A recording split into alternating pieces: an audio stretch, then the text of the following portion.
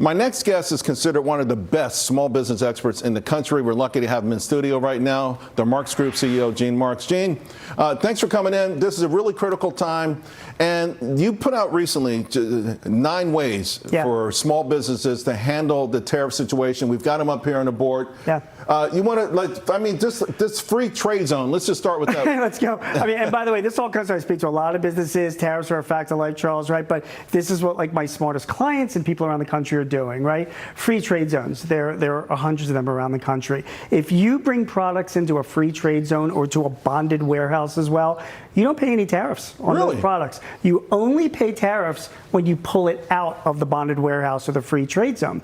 So we have a lot of my clients, a lot of businesses that are putting products into those warehouses, holding them and hoping that as these negotiations play out, tariffs rates come down, and when they pull them out, they're going to be paying a lot lower tariff than they would have paid initially. I love that idea. It's a great strategy, and you're seeing these free trade zones and bonded warehouses, they are exploding all around the country, so it's something you should be trying. I love that. What about this mixing the price increases with overhead reductions? I listen to a lot of calls this earnings season. Big companies do that all the time. Yeah. What's happening right now is that people have to understand that when you're doing price increases on customers, you don't have to do an entire price increase across the board, right? So it's all about your margins. If your margins themselves are at least covering your overhead, then you can pass down less price increases to your customers. So I'm seeing a lot of my clients say, listen, margin percentage might go down a little bit, but we're still able to cover our overhead. We can increase our prices that much more to do it. The other thing I just want to say, which goes along with that, targeting your price increases. Right. My best clients, Charles, they are looking at their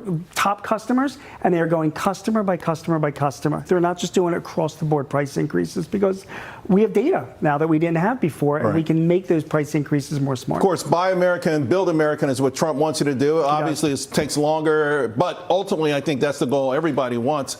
Right? Yeah, the SBA just released 2 weeks ago, the Small Business Administration, Make Onshoring Great Again. It is a portal for small businesses. And what you can do if you're a small business is you can go to it, you can research all of these different websites that have data on domestic suppliers, and you can pull out those domestic suppliers and go to them. So the big, beautiful bill is in focus right now. Yeah. 3 most significant provisions as far as small businesses are concerned. Yeah, bonus depreciation, we have that on the top. I'm going to zero in on pass-through deductions if you don't mind. Okay, 98% of small businesses in the country are pass-throughs. They're subchapter S, or they are partnerships, for example. If you make any money, like $1,000 during the year right now, you can deduct 20% of that money before it hits your individual return.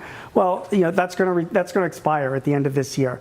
The new big beautiful bill has a permanent pass-through deduction, and they've increased it to 23% of your income. So that will have a huge boost for a lot of businesses. Wow. Hey, before I let you go, just 30 seconds.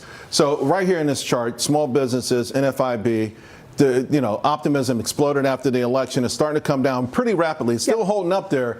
Words of wisdom. You've seen this kind of stuff before. What would you tell entrepreneurs, particularly new entrepreneurs who are struggling? 2 things. Look historically. The optimism right now, although it has come down, it's still a lot higher than it was 10 years ago. So business owners are still optimistic.